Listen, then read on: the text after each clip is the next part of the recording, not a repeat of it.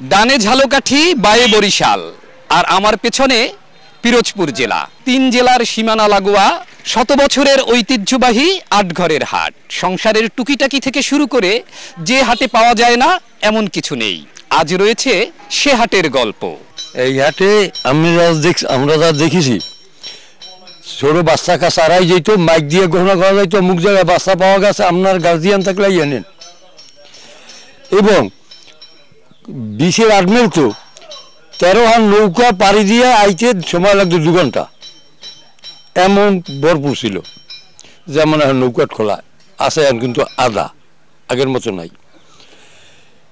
এই ইয়ারে সরষি, সাগরকান্দা, জিনার, জিলকাডি, বাউকাডি, পঞ্চগ্রাম, নবগ্রাম, এই হেড অফিস।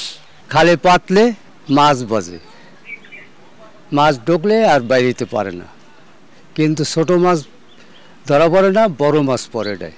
12 মাস এই হাটে নৌকা বেচা কেনাকে কেন্দ্র করে এখনো ধরে রেখেছে হাটের সেই প্রাচীন ঐতিহ্য।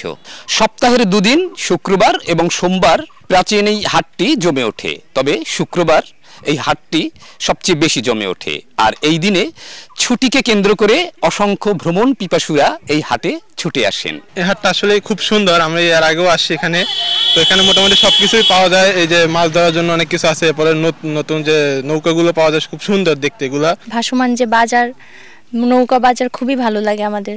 এর জন্য আমরা বারবার প্রাকৃতিক সৌন্দর্য উপভোগ করার লক্ষ্যে বারবার ছুটে আসি এখানে। ঐতিহ্যবাহী এই হাটে শত বছর ধরে বংশ পরম্পরায় মিষ্টি বিক্রি করছেন বেশ কয়েকজন বিক্রেতা। স্থানীয় তৈরি এই মিষ্টি খেতে দারুণ সুস্বাদু। লোকজন হাটে আসবেন আর মিষ্টি না খেয়ে বাড়ি ফিরবেন তা কিন্তু হয় না। পলাশ রায়, সময় সংবাদ।